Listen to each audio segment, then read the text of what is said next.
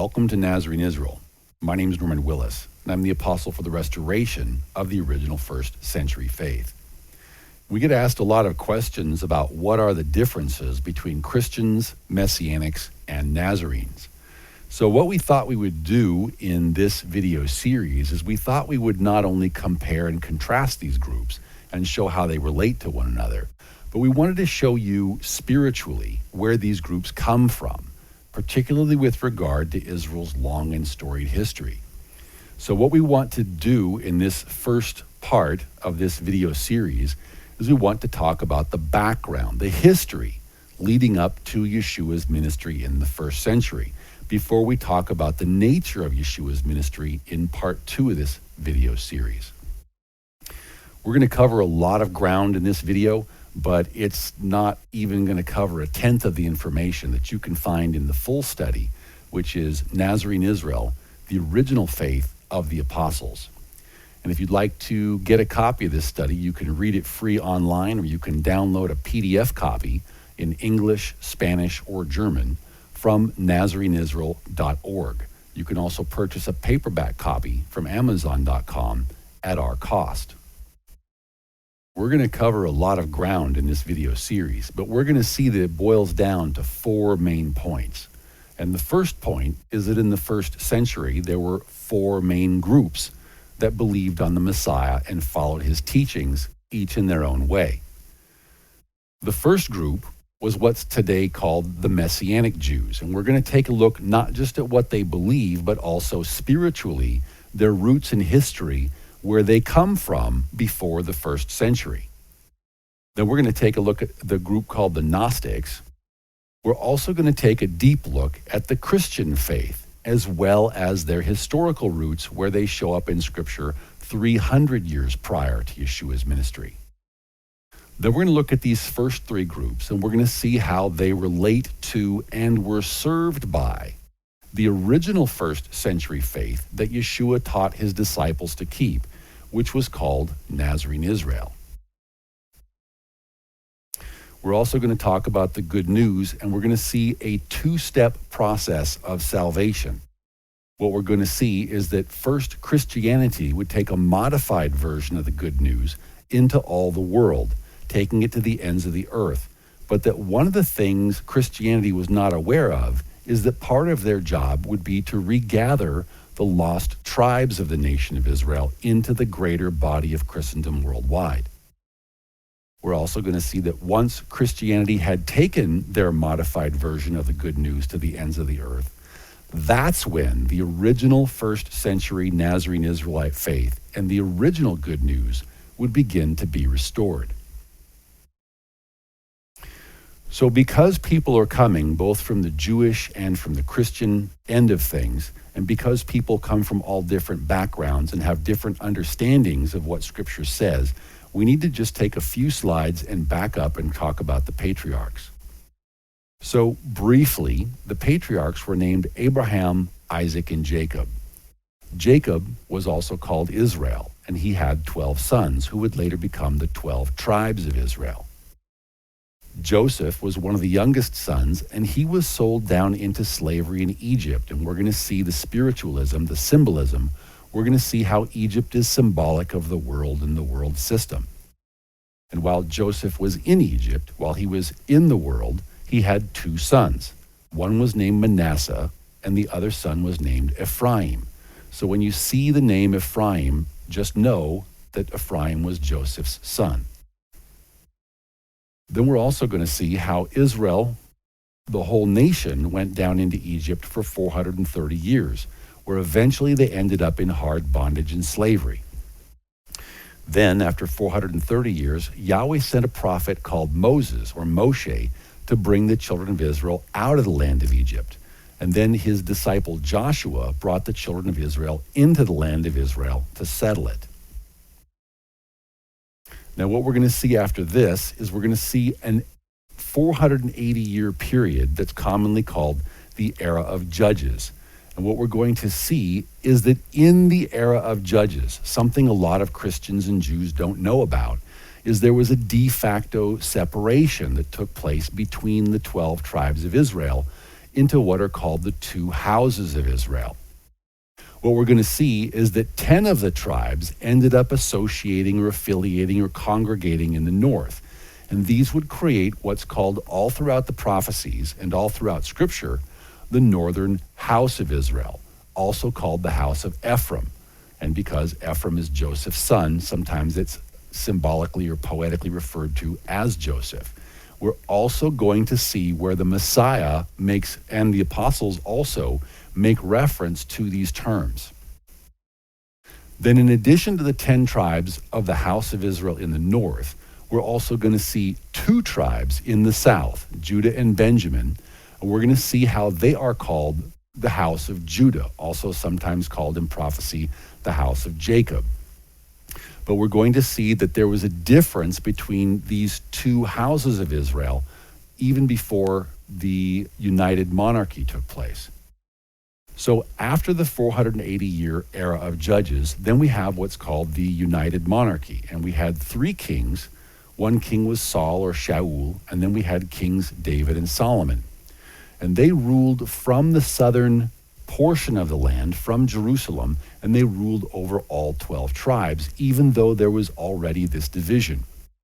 But one of the problems is that King Solomon worshipped idols. And because of King Solomon's idol worship, the kingdom was prophesied to split into 2 kingdoms. From this point forward, it would not be one kingdom with 2 houses, but it would be 2 separate kingdoms, the northern kingdom of Israel and the southern kingdom of Judah. First, we want to talk about the northern 10 tribes. Then we're going to talk later in this presentation about the southern 2 tribes. And then we're going to see the prophetic basis that establishes how they're supposed to come back together in the end times, unified in Yeshua. So the northern 10 tribes at this point was called the northern kingdom of Israel, and they had their own separate king, distinct from the Jewish king in Jerusalem. The northern kingdom of Israel is also called the house of Israel in prophecy. It's also called the house of Ephraim, and because Ephraim was Joseph's son, it's sometimes poetically or symbolically called Joseph. The capital city was established in Samaria. So also in the prophecies where we see references to Samaria, we know that these are all references to the northern 10 tribes. And the northern kingdom's sin, the violation of the laws of Moses, was particularly bad. The leader established idol worship in Dan and Bethel. The leader also changed the dates of worship and established a new priesthood that was not of the sons of Levi. And this was a problem because these violations would cause the Father Yahweh, as we explained in the Nazarene Israel study, these violations would lead the Father Yahweh to scatter the 10 tribes out into the world like seed. They'd be scattered, symbolic of how Joseph went down into Egypt. And as we cover in the Nazarene Israel study, the prophecies were that they would be regathered some 2,730 years later. So what we're going to see is that because of the northern kingdom's sin, they will be taken into what's called the Assyrian captivity or the Assyrian dispersion. And this began around 732 BCE. When we add the prophesied 2,730 years of captivity to that, we come up with a beginning of the restoration date of 1998 CE. We see the start of the Assyrian captivity, also called the dispersion, in 2 Kings chapter 17 and verse 5, which tells us that the king of Assyria went throughout all the land and went up to Samaria. So we see that term, we understand it's a reference to Ephraim, and besieged it for 3 years. Continuing on in verse 6, we read that in the 9th year of Hosea, the king of Assyria took Samaria and carried Israel away into Assyria. So this is what is called the Assyrian captivity, or the dispersion, or the diaspora. So, and this is what the Messiah, Yeshua, is referring to in the famous prophecy in Luke chapter 4:18, where he stands up, where he reads prophecy in the famous passage in Luke chapter 4 and verse 18, where he announces what his ministry is going to be all about. And he says, "The Spirit of Yahweh is upon me, because he has anointed me to preach the good news to the poor. He sent me to heal the brokenhearted and to proclaim liberty to the captives. And one of the things, many people read this, and if we don't have an understanding or an appreciation of the history of the nation of Israel, a lot of people assume that this means that we should go down to the local jail or the local penitentiary and begin a prison ministry. And while that's a very, very good thing to do, that's not what Yeshua is speaking about in this passage. What he's talking about is to recover the children of Israel, the northern tribes, from spiritual captivity out in the world. First they're sold into Assyria, but that becomes a kind of spiritual Egypt out in the world. We have other witnesses to this from Yeshua's testimony himself. So in Matthew chapter 15 and verse 24, Yeshua answered and said, I was not sent but to the lost sheep of the house of Israel. And here he's referring to the northern 10 tribes of the house of Ephraim, what are sometimes referred to as the lost 10 tribes. And it's not just Yeshua who makes references to this. We also see references in 1 Peter chapter 1 and verse 1, where Kepha or Peter says, Kepha or Peter, an apostle of Yeshua Messiah, to the pilgrims of the dispersion. And in context, he's talking about the Assyrian dispersion, the diaspora, what's also known as the seeding, because as we show in the Nazarene Israel study, the prophecies were in Hosea that the children of Israel would be scattered out into the world like seed, so that Abraham's genetics would be mixed with all the world. And then in James chapter 1 and verse 1, we're told that Yaakov, or James, a bondservant of Elohim and of Yahweh Yeshua Messiah, to the 12 tribes which are scattered abroad. Greetings. And one of the things that we notice about this particular passage is he's referring to the 12 tribes and not just 10. So we can ask ourselves, why did he say 12 here? And there's a number of very good reasons. But one of the things was when the Assyrians came down to take the northern 10 tribes away, they didn't necessarily stop at the border. They were simply trying to expand their territory and take as many captives and as much loot as they could. So they actually took the majority of the southern kingdom of Judah as well. So the southern 2 tribes were called the house of Judah, or actually the kingdom of Judah at this point. And this is where the Jews come from. The Jews today are a remnant of this people. And while the Jews were generally speaking much better about obeying the laws of Moses than the northern 10 tribes, one of the problems was that Judah did not allow the land to rest. And because this was a violation of the laws of Moses, the punishment that was given in Ezekiel chapter 4 was that Judah was to spend 70 years in what's called the exile to Babylon. So when we see the term dispersion or diaspora, we need to know that that's a reference to the northern 10 tribes. And when we see a reference to the exile, that's a reference to the southern kingdom, or the southern 2 tribes of the Jews. It's not always used that way, and sometimes people confuse the terms. But technically speaking, the dispersion refers to the northern 10 tribes, and the exiles refer to the southern 2 tribes. So when the southern kingdom of Judah went into the exile of Babylon, they had a large number of problems. One of the biggest problems was that there was no temple in Babylon. So there was no place for the people or the priests to congregate, and also for the people to bring their tithes, gifts, and offerings. So without financial support, no priesthood can long survive, and so the Levitical order collapsed, and this led to a severe leadership vacuum. The people effectively began assimilating into Babylon. They started becoming spiritually Babylonian. So this was a real crisis, and something had to be done in order to stop the Jewish people from assimilating into the land of Babylon. And the solution that was struck upon was the creation or the establishment of what's now today called the rabbinical order. And we might roughly translate this as the order of the great ones. So in Hebrew, the term Rav means great. And when we add a yud suffix to that, we end up with Ravi or Rabbi, which means my great, or effectively my great one. And so this became the new priesthood instead of the Levitical order. And the thing about the rabbinical order is instead of enforcing Yahweh's commandments, as the Torah of the law of Moses says, the rabbis will follow the law of Moses, except they will deviate and depart from it in some places. And what this has to do with are what it's called takanot and ma'asim, or might be loosely translated traditions and works. So what will happen is that when the rabbis run into a difficult situation or when they want to emphasize something, a rabbi will make a tradition. And if this tradition is still being practiced 3 or 4 generations later, it will be considered to have the weight of law. So Wikipedia puts it this way. When we look up takanot, we get the singular as takana, and that's called a positive legislation.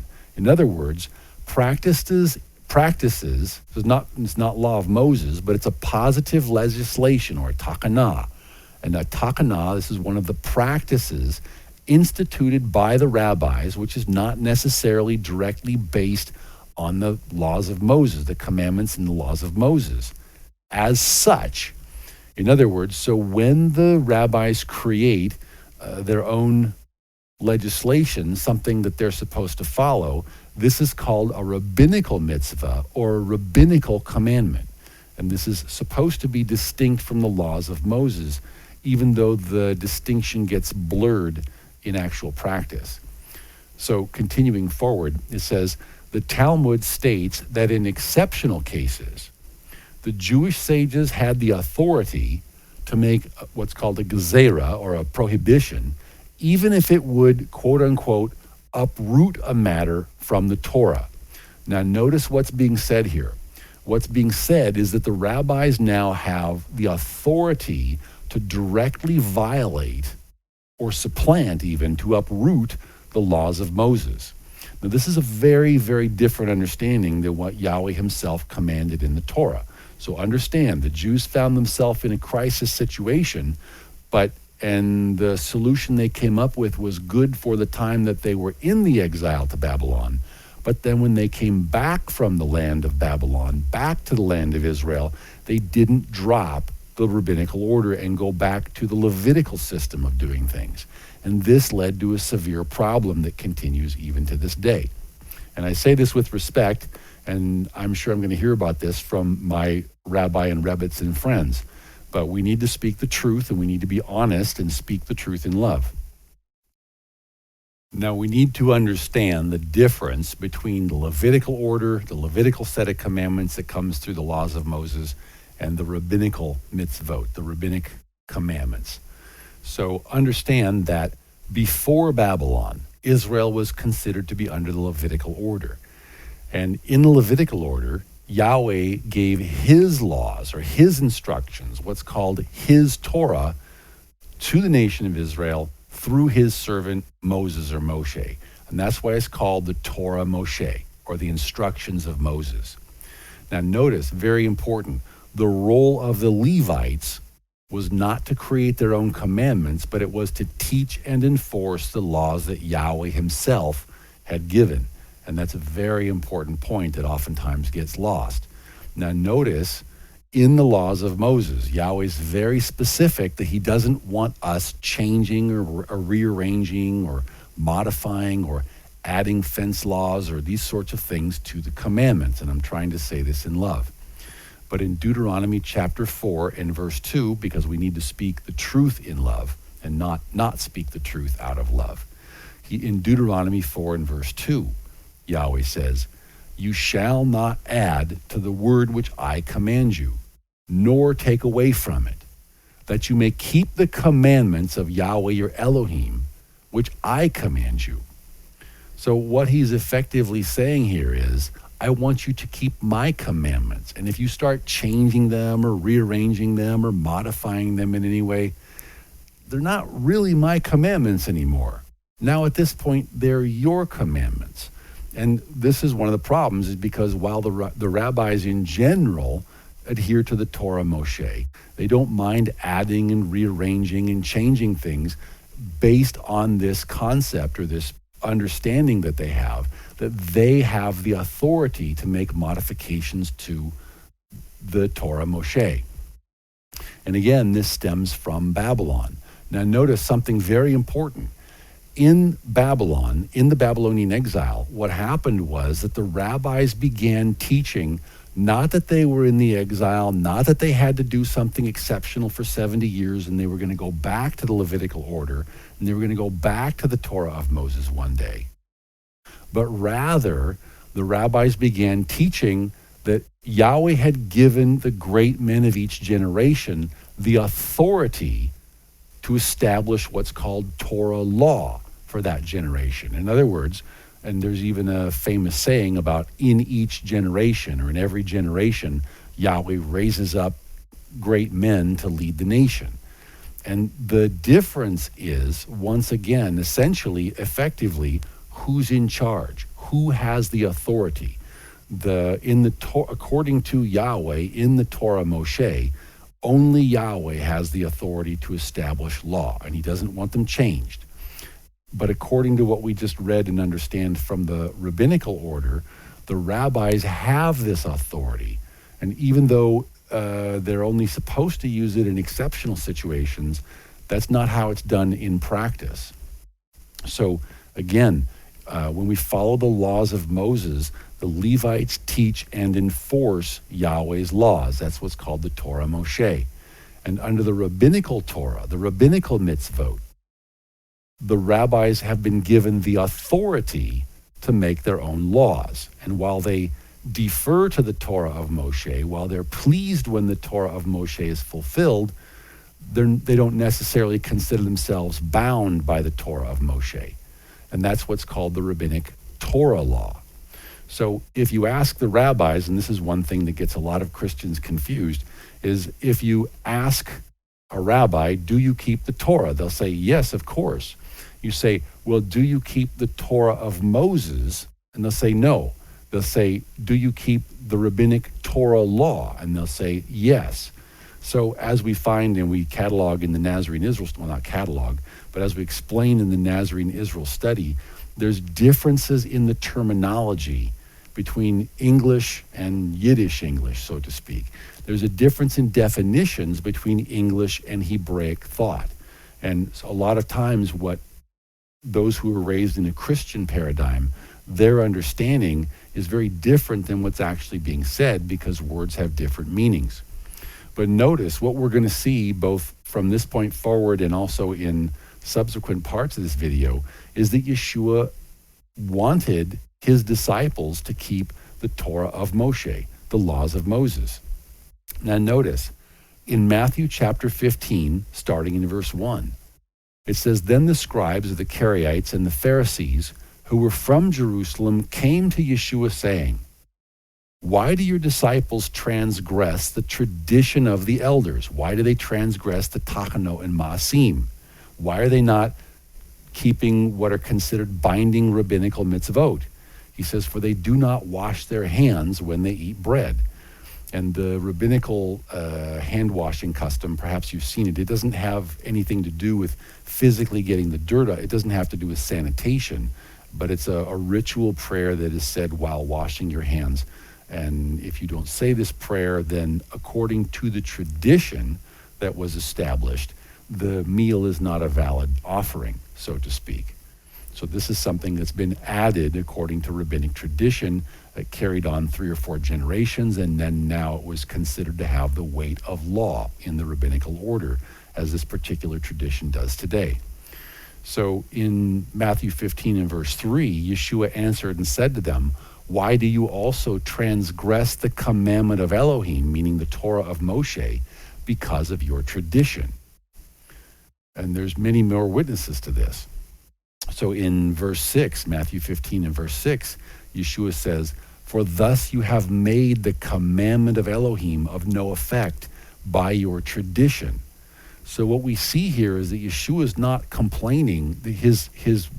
I believe his main complaint with the rabbinical order was that they were still following the rabbinical system instead of truly going back only to the commandments of Yahweh as given in the Torah of Moshe, as we just read in Deuteronomy chapter 4 and verse 2, where Yahweh says, do not add and do not take away to the commandments that I give you, that you may keep my commandments effectively.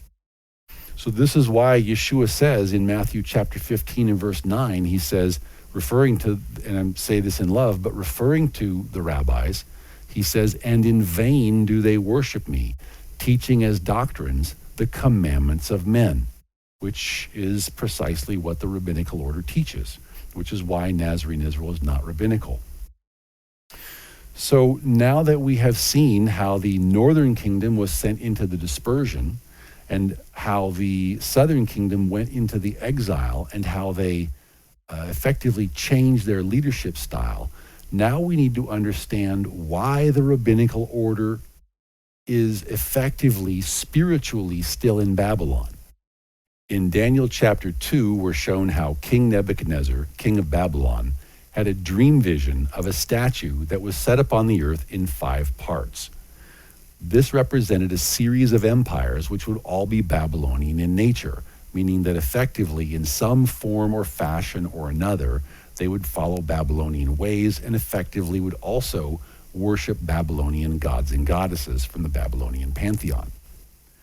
So we've just seen how the rabbinical order was created in Babylon, and this is why we say that the rabbinical order departed from Yahweh in Babylon and effectively is still in Babylon. And we'll see how they show up again in the first century times in the second part of this video series. The second empire, which was still Babylonian in nature, was the Medo-Persian Empire. It's depicted as the silver and arms, or the chest and arms of silver. Then the third manifestation of the Babylonian Empire was Alexander the Great's Macedonian or Greek Empire, and they conquered the land of Israel around 330 years before Yeshua was born.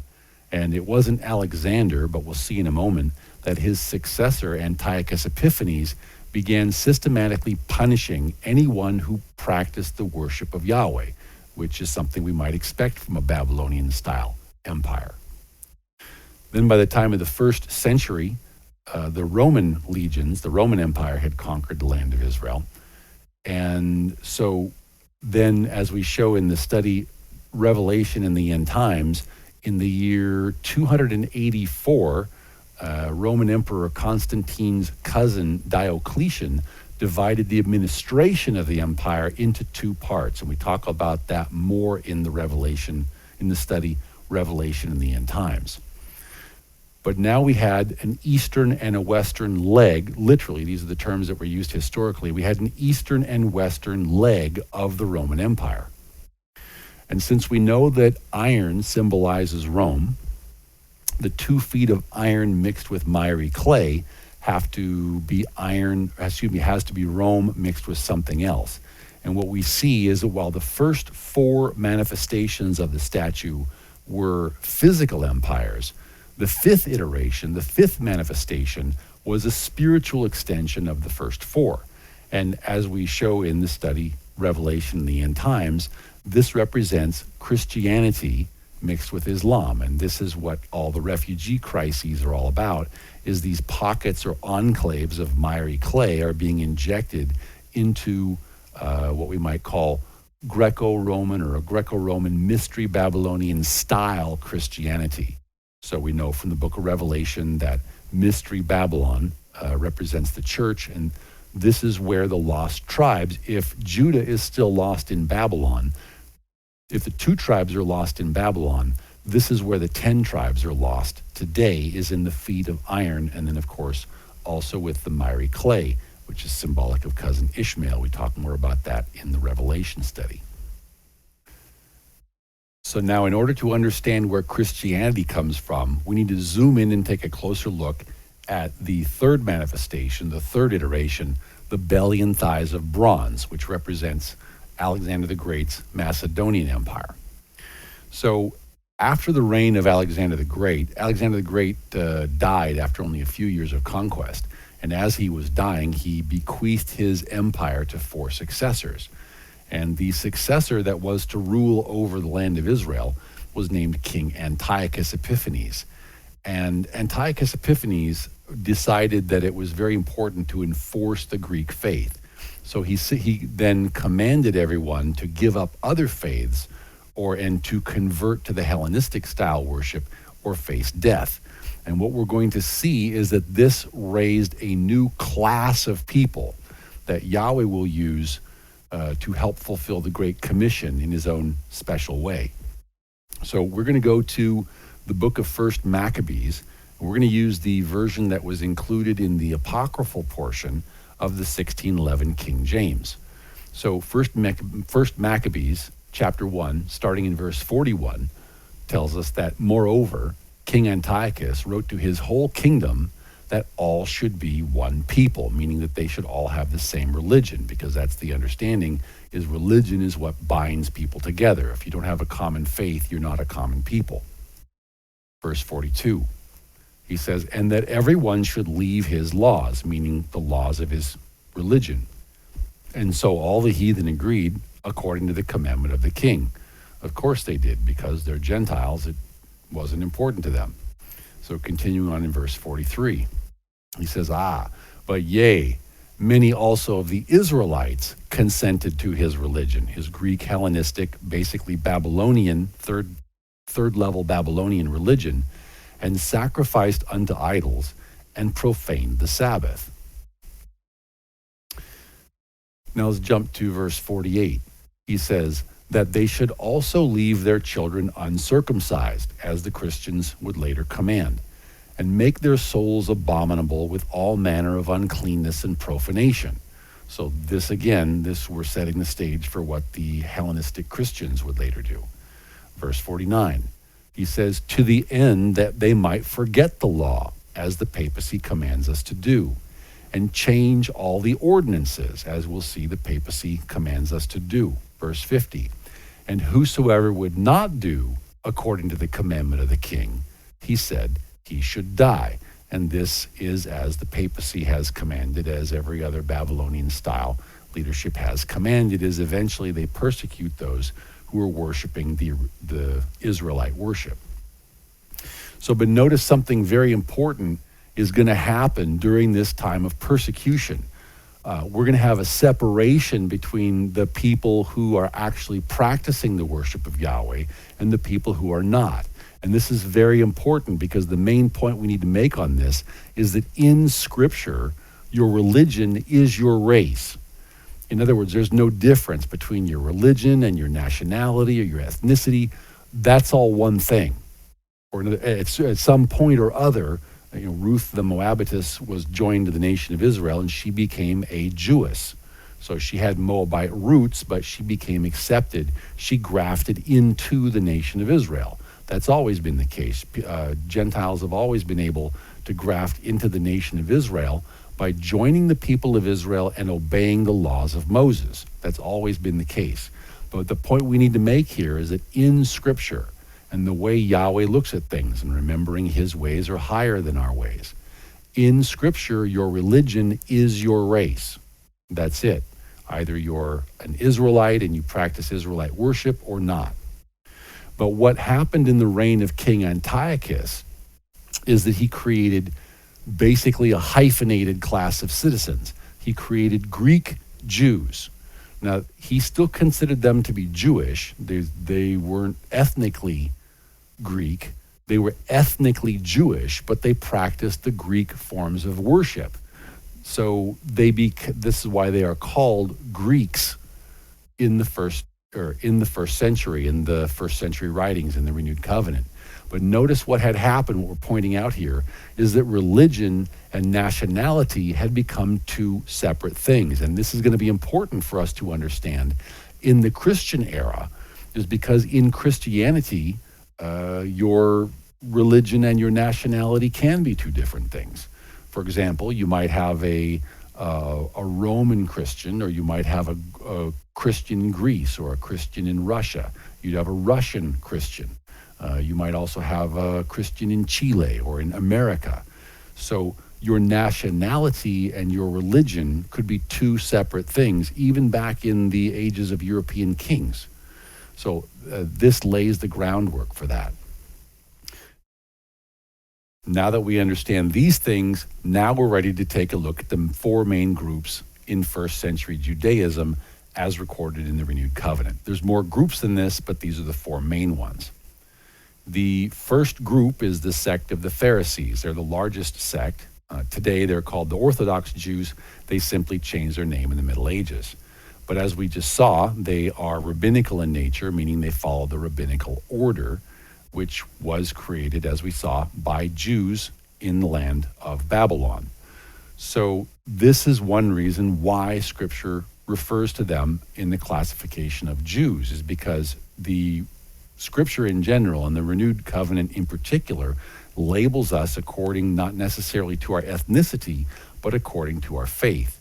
And because the Pharisees followed a faith that was created by Jews, that's why the Renewed Covenant calls them Jews. The second sect was the sect of the Sadducees, also called the scribes of the Renewed Covenant. Again, they changed the name in the Middle Ages, and today they're called the Karaite Jews. Once again, because this sect derives from Babylon, and the Karaites may not agree with that, but because this sect derives from Babylon and was created effectively by Jews in Babylon, that's why they're called Jews. So the third group, can't really call it a sect, but the third group was created during Alexander the Great's invasion of the land in 330 BCE, and especially under the reign of Antiochus Epiphanes.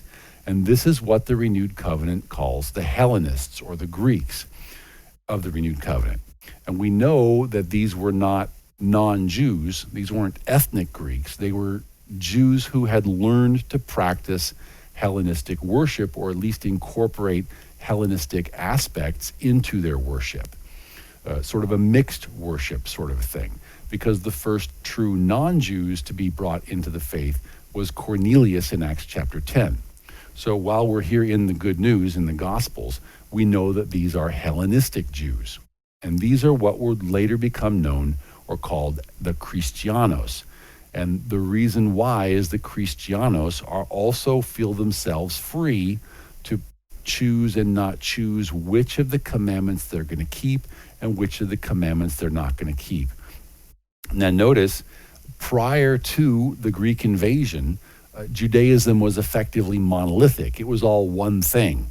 Either you were Pharisee or you were Sadducee, but you were and within Pharisaism there were other minor sects, but the commandments, including the rabbinical commandments, were considered binding.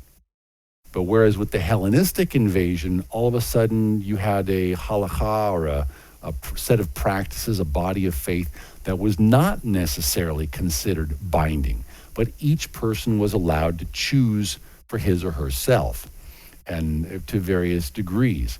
And this is similar to the ethics that we find today in, say, Reconstruction Judaism, also in Christianity, is because each individual Christian or each individual Reconstructionist Jew feels that it's okay to decide for his or herself which of the commandments they're going to keep and not keep. But because this classification of people was an outgrowth of the Greek invasion, that's why the Renewed Covenant refers to them as Greeks. And then in the first century, we're going to see the third sect, but the fourth group, and that's going to be the sect of the Nazarenes, or the Netzarim in Hebrew. And those are distinct from the Notzarim, which we'll see later refers to the Christians. But the Nazarenes, or the Netzarim, they're going to be classified as the Hebrews of the Renewed Covenant. And the reason why is because the Nazarenes, as we'll see in part 2 of this video, they adhere to the original Torah of Moses and not to the rabbinical Torah. And also they don't pick and choose as the classification of the Greeks do, but rather as true Hebrews, they take on the whole of the Torah of Moshe that was commanded at Mount Sinai. As we pick up in the next video, we're going to see the same 4 main points. And the first of those points is that in the first century, we're going to see the forerunners in the next video of what today are called the Messianic Jews. And these forerunners are going to be called the Pharisees who believe. And they're going to be an outgrowth of this Pharisaic order, which was created in Babylon and governed ultimately by the rabbis. In the next video, we're also going to see a group called the Gnostics. And in this video, we've seen the Hellenistic and Babylonian forerunners of the Roman style, or what's called Greco-Roman Babylonian Christianity, which began to be established due to Alexander the Great's invasion circa 330 BCE. And then we're also going to see how all three of these groups not only were much larger than the original Nazarene Israelite faith, but we're going to start to see the relationship between these three other groups and the original first century Nazarene Israelite faith. We're also going to talk about how the good news gets taken to the four corners of the globe. And what we're going to see is that there's a two-step process involved. It would not be the Nazarenes, but it would be the Hellenistic style Christians that would originally take a modified version of the good news into all the world with a purpose unbeknownst to them of finding the lost and scattered tribes of Israel and bringing them into the greater body of Christendom worldwide. And then, once the good news had been taken to the ends of the earth, that's when the original Nazarene Israelite faith would begin to be restored. And as we saw in the Nazarene Israel study, that process began around 1996 to 1998 in the year 2000. If you want to know more, I encourage you to get a copy of the written version of Nazarene Israel, the original faith of the apostles. You can download a PDF copy for free in English, Spanish, or German, or you can read it free on the pages of the website at nazareneisrael.org. You can also purchase a paperback copy at our cost from Amazon.com.